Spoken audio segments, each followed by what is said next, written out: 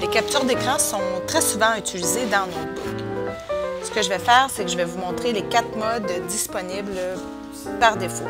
Donc, en activant la capture d'écran, qui se trouve à être la petite caméra numérique dans Notebook, ou le Kodak comme les enfants l'appellent affectueusement. Donc, si on active la caméra, apparaîtra une barre d'outils flottante. Si vous déployez les options, vous aurez la possibilité de capturer les images dans une nouvelle page Notebook. Et c'est ce que je vais faire pour vous montrer les différences. Et en cliquant sur OK, la petite barre d'outils flottante va demeurer. Maintenant, je suis sur Internet, sur le site d'Alloprof par exemple.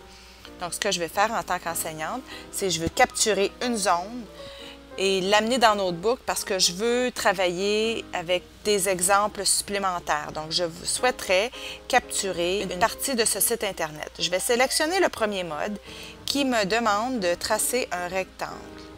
Donc, en tenant la souris enfoncée et en traçant le rectangle, je relâche la souris et ma première capture a été faite dans Notebook. Je vais faire les autres modes pour vous montrer les différences.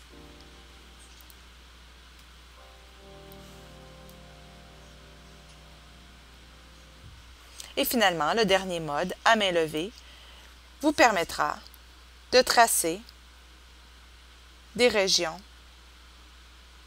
à main levée.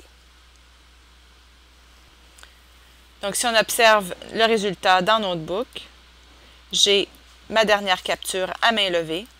Ensuite, j'ai eu comme capture la page au complète ainsi que la barre d'adresse du haut. L'exemple précédent également. Et le premier exemple me permettait de faire un rectangle. Après avoir fait ma capture d'écran, je suis en mesure de tracer des exemples supplémentaires avec mes élèves et aller chercher tous mes outils dans Notebook, comme la règle, par exemple.